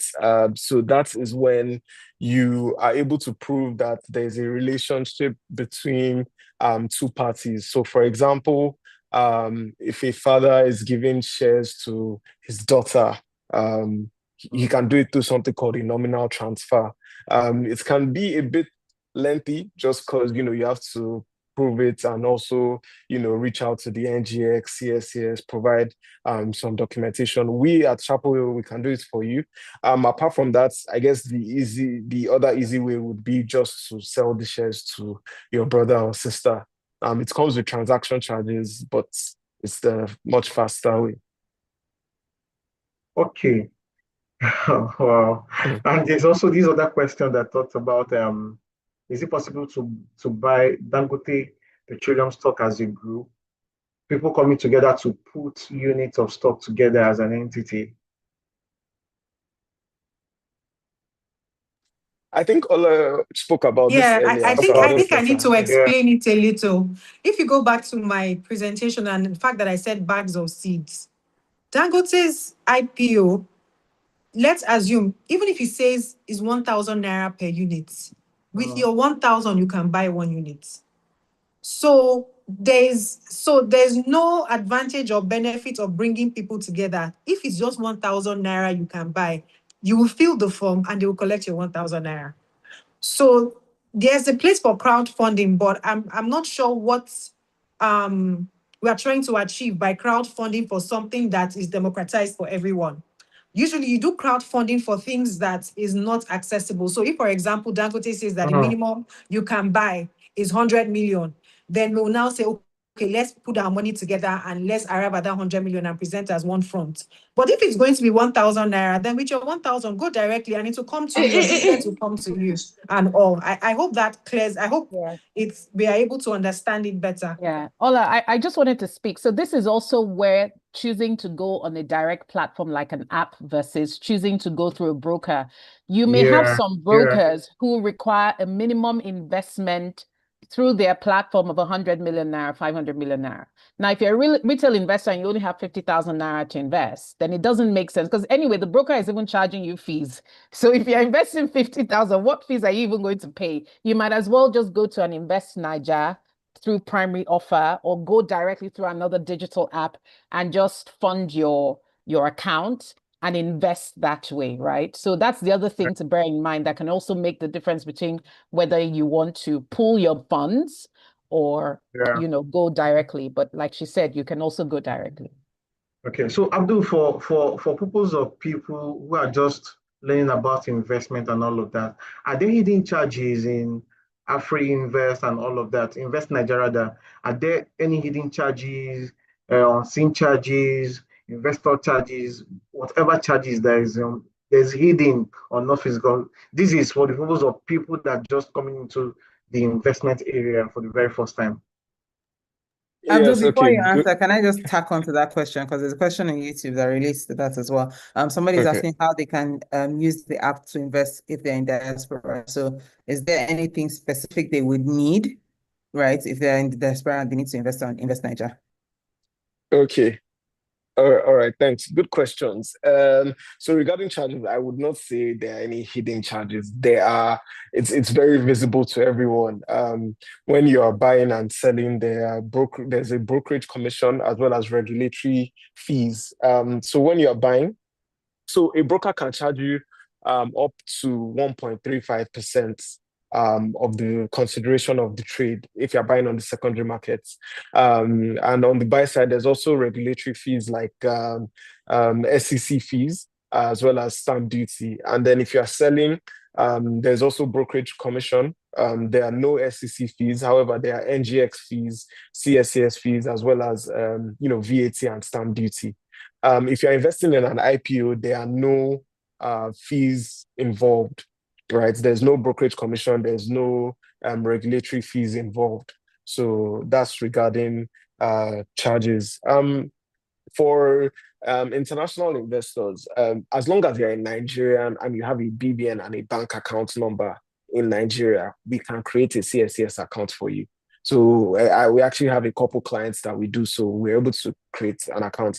If you do not have a BVN and bank accounts, Nigerian bank accounts, then it can get a bit more tricky to create an account for you to be able to invest in Nigeria. But as long as you have those two, you are good. Okay. One more question, please. One more question. So someone is asking, I know you talked about it, but for clarification's sake, we need to look at it again. Dividends for children, are they also taxed? Even though they're not yet 18. Is taxed from source now. It's not about what. Yeah, exactly. For children. It's not about it's about the dividend, not about the owner. Okay. Okay. That's fine. And then there's a question here, but you've treated it. Someone is also asking how you've already treated it, because someone asked how would the group split dividends or profit afterwards if 1 million invested by 5 different people, not same as 5 million invested by one account. This is the question that is referencing the. Yeah. I think I've addressed it. So yes, you have. So the thing is, if you put money together to go to one person, then you people will decide on how you are splitting that. But like I said, you can go directly, even with 1,000 naira or 5K or 50K, you can go directly. So there's not much value in bringing it together. Okay. Abdi may need to share how. Okay, someone is asking a separate question related to tax, but are your dividends still subject to income tax after withholding tax is paid? I think a lot of people are concerned about this tax thing. Honestly, I don't know. I will need to ask a tax person, because I know that with the new tax law, apart from like your salary and stuff, you still have to file for your other income sources, right? So I'm not in the best position to give you that answer, but I would say that there's a place where you declare that you got dividend. So go and look at what happens after you declare that you got dividend. It will tell you, or you ask a tax consultant. Okay, we did something fantastic. Yeah, I was going to say that as Marketplace Alliance, what we will do is for some of these specific questions, especially around tax that have come up, we will get an expert to give a very definitive answer and include it in our follow-up email. So it's important that we don't speculate on this call. I think that's what we will do. Okay, that works. Fantastic. Okay. Flakemi, I saw your hand before. Don't know, you just put it down. I wanted to call on you. All right. What I just wanted to, sorry, I was joining on the call with my wife. I just wanted to chime in on the tax part.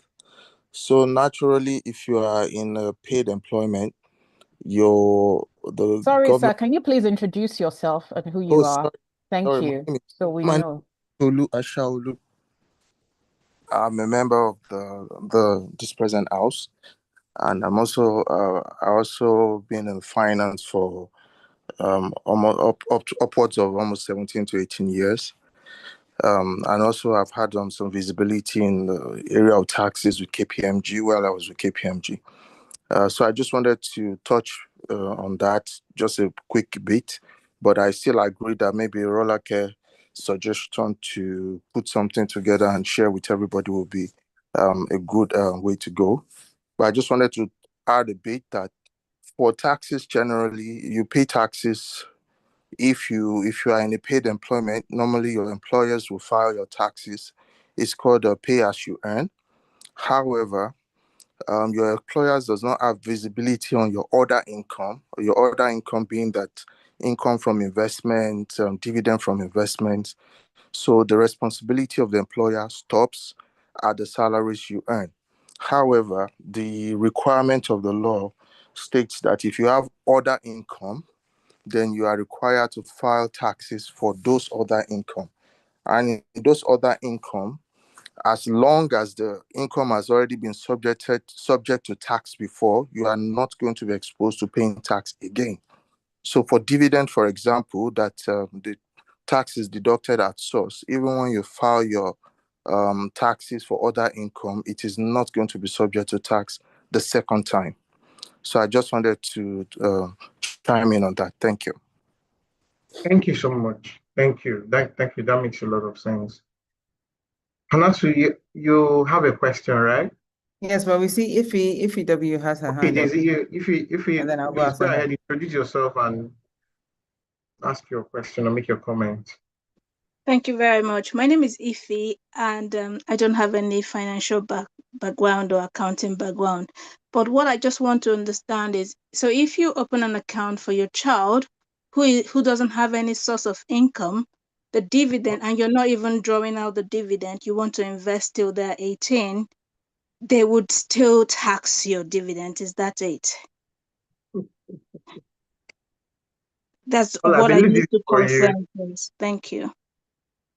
Yes, it's not dividend is so what you if there was a time where we used to get the mini tab like paper that you would see your Yeah, dividend and then tear yeah. out a portion and drop in the bank. So you understand that it's very clear and very straightforward. It's not about whose name is on it. It's that if the dividend is 1,000 naira, there's a withholding tax line right after, and it's for everybody, right? So it's not about the child, or you would just receive it like that, and that's how it is. Maybe the tax guys can explain the logic around it, but it's not a significant amount one, a significant percentage, right? Not like it's 20 or 30% one, and then two, it's withholding tax on dividend. That's what it is. The tax people may be able to explain, but they are going to deduct it before it gets to you. Yeah. Okay, so and this is an important point to bear in mind. I'm not a tax consultant, but it's important to bear in mind that the dividend is actually if it's realized, right? So I think that's an important Okay. point to make, is that Yeah. under Nigerian law, its dividends are taxed when they are actually distributed, declared, and paid to the shareholders, not on paper on unrealized dividends, if I understand Dividends, it okay. clearly. Yeah. So it's only triggered when it is going to be paid, right? So I don't know how the reinvestment part of it works, but again, we'll try and get you some clarity from the experts. Thank you. Okay, Ife. Emeka, you raised your hand, and please go ahead, introduce yourself and make your question. Okay. Thank you. My name is Emeka Atuma. I'm a member of TPHOL. On the tax issue, and I think Ola has actually explained it. They don't look at your age or name or who is investing. Then what is that tax? There are two different types of tax. There's what they call final tax and tax that you take as a placeholder. Withholding tax is a placeholder. So what it means is that when you are filing your personal income tax or whatever, you now get a receipt. You get a receipt, then you file it with your documents. Then any tax they want to tax you finally, they will deduct those withholding tax first. Then if you still have balance, they will tax you. But if you don't have balance, it will be a credit for you. But for dividend in particular, before now, is a final tax. Though it's 10%, is a final tax. And I think somebody has explained, I think it remains a final tax. when they take that 10% is a final tax. So if you now need to go back to LIRS and tell them that no, this money was for a child who is investing. It is not the child that is investing, it is you. So if I don't know if there is a way you can call it a transfer, but it's an investment that has made money. So they will tax it. It may be a final tax at the end of the day. So that's the difference between withholding tax, VAT, and other tax. VAT is a final tax. You are not expected to pay any other thing after you pay that. Withholding tax, like the name is a placeholder. But when you are filing your final report, you will get a receipt. For instance, if you buy a commercial paper, your interest will be given, your interest will be given to you full. But when they are paying you your capital, they will deduct 10% based on the interest that you collected. So what you're expected to do is when you are filing your final tax to the government, the house where you bought that commercial paper from, you ask them to give you your withholding tax receipt. So you compile it together and file. So when government is now calculating your final tax, they will deduct those withholding tax first. Then the balance is what you pay. But if there is no balance and they are owing you, it will be a credit to your account. Thank you. All right. Thank you, Emeka. Thank you for that perspective. Really appreciate it. Abdul, there's a question here where someone asked, can I register on the platform as a couple and not as an individual? Yes, thank you. Yes, you can create a joint account. As long as I guess you have a bank account in that regard, you can create a joint stockbroking account. Okay. Okay. Sorry, Abdul, just to be clear on what you just said. So you have to have a joint account as a couple before you can open a joint investment account. Yeah. Yes. Okay.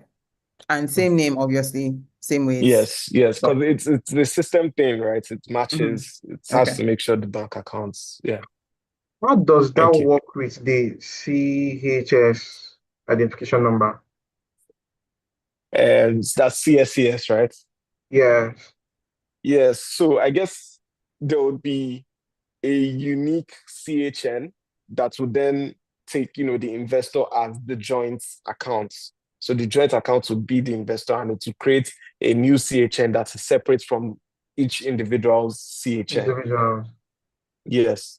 So to treat it like, I don't want to say an entity, but like its own I get you. distinct investor. Yes. Wow. Okay. Yeah. Okay. Okay. Answer your question. Do you have some question? If he has her hand up again. And somebody had asked a question with regards Can we ensure those in the chat who haven't asked had their questions answered are answered? Yeah. Okay. Tommy, I just responded. Tommy had asked about the best app to use. We responded with the Invest Niger link. If you please go ahead. If you go ahead, please. Okay, thank you very much. My question was, I think Abdul Karim spoke about some risks we need to be aware of, for initial IPOs. And he said you need to be aware of valuation risks. I think he talked on the top 3 and limited trading risks. But what I didn't get from him is, how do we mitigate against those risks? What do we do? How do we, find out what to do? Is it just invest less or what? What are the mitigation measures we can put in place? That's what I didn't actually get. I don't know if you could throw some light on those, please. Thank you. Okay, thank you. So good question. Like I mentioned, right, when a public offer is out, there will be a prospectus that says, okay, this company is trying to raise this much money at this valuation, and this is what they would like to do and all. You can speak to investment professionals like us, or like Ole, if it's a good investment, and you can develop an opinion on it. And you can actually, if you don't think it's a good investment at this price, you can actually walk away and say, let them list on the exchange, and if it then starts trading and it then trades at a reasonable valuation that is a lower price than it was initially offered at, then you can buy. So it's you don't actually have to participate in the initial public offering if you don't support the valuation at the time. So I think that would be a good way. I think apart from you forming your opinion, you should also speak to investment professionals as to if it's a good time to be purchasing this shares at this price. I think that would be my number one recommendation. Ole, I don't know if you have any other, advice You're spot on. You're spot on. Yeah. Okay. Thank you. Okay, so I just wanted to draw the attention of speakers. There are lots of queries for you in the chat box, so you can also be responding directly while this is going on. Okay. Just take the last one. I know you spoke about it, Abdul Karim. Someone is asking how to migrate from Bamboo app, to Invest Nigeria. Maybe if we can, I know you've answered it before. Just go over it again. Okay. Yeah, so we can do something called an intermember transfer. So this is when you are moving your shares that is domiciled in a CSCS account in a different stockbroker to a new stockbroker. So Bamboo is actually a sub-broker. They don't have like the original stockbroking license, right? They are linked to a firm called Lambeth Capital, right? So if you really want to do it, I would share our customer service email, and you can reach out to them saying that you would like to move your shares from Lambeth Capital, or you can say Bamboo, and we'll figure it out, to Chapel Hill Denham Securities. And then we'll give you the intermember form. You just have to, fill a form and sign some documents, and then we will then initiate it. We would reach out to Lambeth Capital saying you are looking to move your shares from there to Chapel Hill. So I'll drop the email. The customer service team would, pick it up, and we would get it sorted for you. And I believe that would also help Fumilayo Ajayi, who asked the question, who has an issue registering on Invest Nigeria. So the customer care email will go a long way for Yes, I'll drop it now. And someone asked I have a Nigerian-based stockbroker, but I live in the UK. Do I need Invest Nigeria app? Okay, so you already have a Nigerian broker. If you have a Nigerian broker and you already have a CSS account, yes, you can proceed with them if you'd like. But if you want better service, you can also come to us. So I love that. Yeah. I love that. I think and are we done with all the questions? Yes. We have one last question from Anita. Another one? Yeah. It says, does it mean you can't use your CHS on two different investment apps at the same time? Not sure if anybody touched on that. Yeah, so it's specific to each firm. So you can't say you have a CSS account with perhaps Meristem and you want to use that to trade on Invest Nigeria. No, you have to have an account with Invest Nigeria or Chapel Hill Denham Securities. So does that make sense?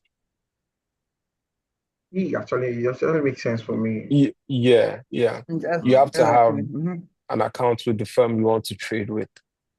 Yeah. Okay. All right. Okay. All right. My last question before we round up, and Abdul, please, we're still waiting for the customer service email for both Abdul and Rolake. And I would like everybody else to participate in this question as well. What's that one stock in your portfolio that makes you smile? Like when you think about it, yeah, just you know that one, you know it. Abdul is already smiling, he knows it. What's that one stock that you bought? You're like, I blessed the day I bought this stock, because you look at it and you know it shift. Beverly, you didn't even wait. I love you guys. Thank you, because people will look at this and buy, so we know what to buy. This answers what Pastor Jude was asking. What can we buy now? Like now, Pastor Jude, see the answer in the chat. It's all there. So Beverly, I'm coming to your house. You have NVIDIA. I'm so jealous. Oh yeah, Abdul, what's your stock? And all that. I don't know. Okay, do you want to go first? So well, I'm biased in two ways. First of all, because I'm from a banking background, but I'm also from an energy background. Banking stocks, for me, it's GT and Zenith. End of story. Mm. I think Nigerian investors, we love our dividends. We also love efficiency. GT is a highly efficient bank. Zenith is also a well-run bank. We've seen the dividend story. I love those two stocks. I still think Nigerian banking stocks are undervalued. So I'm in GT, I'm in Zenith. I'm also in Seplat and Aradel because oil and gas, it comes naturally. I have a few other spreads here and there, but I definitely think even if the Iran war eases and oil prices fall back, I don't think they're going to fall to their pre-Iran war levels. So I think the valuations of those companies will still be pretty attractive. And I still think there's a lot of upside there. So I'll leave it at that for now. I'm exposed through Bamboo on to some other foreign tech stocks, but a few tech stocks here and there in your basket, you can never go wrong. That's what I would say. Thank you. Okay. Thank you. Ola, do you want to go next? So the same stocks as Rolake mentioned, but I also add Opomu oil to it. Fun fact, so that it will bite you inside. It will bite you well. The first time I bought Okumu oil was at 40 naira. So imagine where it is, and it's almost getting to 2K right now. So I'm very, very happy. But I just wanted to add Okumu oil to that list. Yeah. Pastor Jude, you need to help me. I'm having covetousness spirits right now, or jealousness, one of them. I'm not. Why? Where was I? All right, Abdul, what about you? Okay, for me, I think it's very similar to Relake's as well. I think my best return has been on Aradale. I got in before it came to the NGX and it has really just popped. It's amazing. But right now, I'd be buying or holding MTN, Aradale, Seplat, GT Zenith. I'd be looking at some tier 2 banks as well, like Wema and Sterling. I think there's a lot of opportunity in the banking sector. I think that is something that is really going to boom. And I love the fact that there's so much liquidity in the shares, and their dividend yield is usually one of the best in the markets. So I'd be looking at that. Also, I think I'm invested in a company called Friedland Campina Oamco, consumer goods. So that's also one to look out for. So okay. Yeah. Okay, Great. Thank you. Any foreign stocks anybody wants to mention? Beverly mentioned NVIDIA. I'm looking, did anybody else mention any foreign stocks that we should look at? Okay.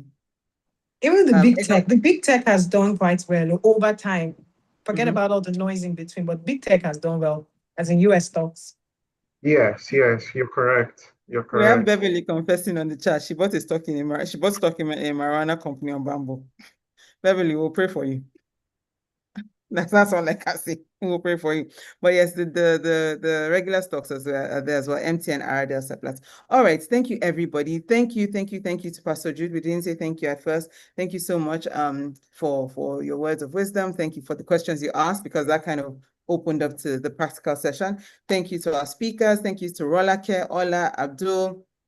The point is, right now, we just want everybody to go out. We really want you to go out and do, not just learn. We want you to not just be an observer. We all want everybody to grow, and we need you to be a stakeholder. So download, if you don't have an app you're using, please download Invest Nigeria. Please use Abdulkarim's referral code so that people know that he's doing his job well, right? And make sure that you're investing, make sure that you're positioning yourself properly, and make sure that you're in the right place and you are doing what you need to do so you can grow. From our side on Marketplace Alliance, like we mentioned, we do this every other month. So our next webinar is coming, as promised by Rolake. We're going to send us an email, and we're going to include the response from an expert, tax expert, especially on the questions that were asked by a couple of people on the group in the chat. So please look out for our emails. Please engage. If you're not following us, follow us on Instagram and all our social media channels. Marketplace Alliance, at Marketplace Alliance. If you've not filled the feedback form, please fill that. And if you'd love to join, if you're a member of TPH, or even, well, I guess we're going to open it up, even if you're not in TPH and you'd love to formally join Marketplace Alliance, please register with us. There's details in the chat. Wofia is going to put that in. Or if you're in church on Sunday, we'll have a desk and you can come to our desk. Or if you see any one of us in church, Rolake, myself, Tunji, anybody in Nandi, please just reach out to us, and we're very happy to guide you along the way and just show you what we're all about. Okay. Will the link be sent? Yes, it will be. Yes, the link will be sent. If you have another question, or is this an old hand? Because we're I now do, at please. time. I do. I only just Closing stumbled upon this webinar from a WhatsApp group and I joined. And Oh, I don't fantastic. have, I would like to join again, so I don't know how to get registered. I mean, you mentioned something about being on social media, but I just Okay. wondered if there's an email address or something we need to complete a form or something like that. If you could Thank fill the form, the feedback form, Mofai, it has our email address, and as well, please, could somebody please put in our Instagram handle so you can follow that, and then maybe send us a DM and we'll respond to that. Thank you very So the much. 2 ways. Please send a DM, and thank you so much for joining. Thank you so much for joining. The materials used to present, if you fill the feedback form, which is why we have that, fill the feedback form, we'll have your email address, and then we'll send that to you once we're going to send it out with the email that we've promised, the follow-up email. Ralph, you have your hand up? Hannah, we need to wrap up. Please. We do. Questions can be directed by email. Closing. Okay, all right. So I'm going to ask Pastor Jude or Rolake, would you be saying the closing prayer? Pastor Jude, if you're still online, would you be able to just say a 1-minute prayer for us? I know he was stepping into another meeting as well. Okay, Rolake, could you please just say a closing prayer for us? Okay. Father Lord, we just want to thank you for this time. We thank you for the knowledge and the wisdom shared by our speakers. We thank you for what you've deposited in them, even as they poured out through the wisdom you deposited in them. I pray that you replenish them. May their lives continue to glorify you in all their endeavors. Father, I pray that we will see elevation, excellence, and acceleration. Father, concerning those of us on this webinar that participated, who are at the start of their journey, in the middle of their journey, or who have achieved a certain level of attainment on their investment journey, Father, I pray that you will open up new opportunities. You will give us courage to take new, bold steps that are anchored in your wisdom and direction and the leading of the Holy Spirit. Thank you, because when we come to our next webinar and our next events, we will hear testimonies of how people have gone from good to great on this journey. Thank you for the Marketplace Alliance team and the vision of the house birthed by Dr. Tony Rapp. We pray for continued growth in all areas, continued fruitfulness in all areas of this ministry in the mighty name of Jesus. And we pray that you bless the weekend ahead. In the mighty name of Jesus, I prayed. Amen. Amen. Amen. Thank you so much, everybody. Thank you. Please Thank you so much, everyone. Go and be a stakeholder, not an observer. Thank you. Everyone. Amen. Thank you so much. Thank you. Bye, everyone. Thank you so much. Bye. Thank you. Bye, everyone. Thank you. Yeah. Bye, everyone. Bye. Bye. Bye, everyone. You did not answer my question. Bye, everyone. Thank you so much. Marketplace Alliance, awesome. Thank you. Yeah.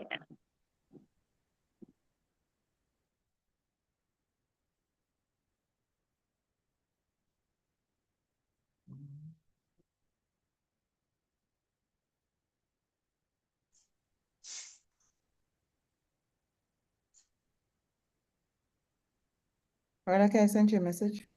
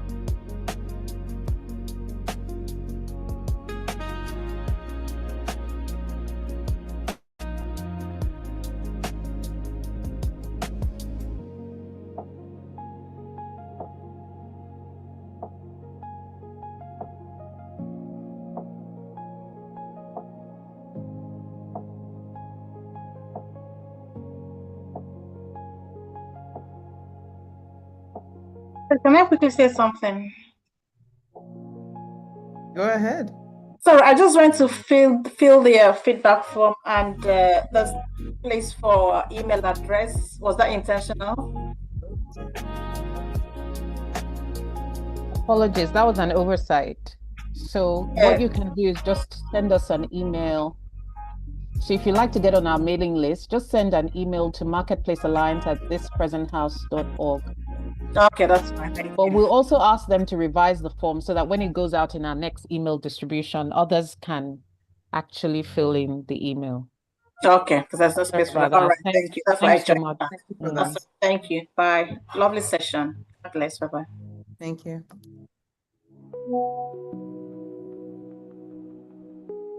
Can we end the meeting, guys, please? Because we're on YouTube, so we need to All right. end the meeting. Thank you. Okay.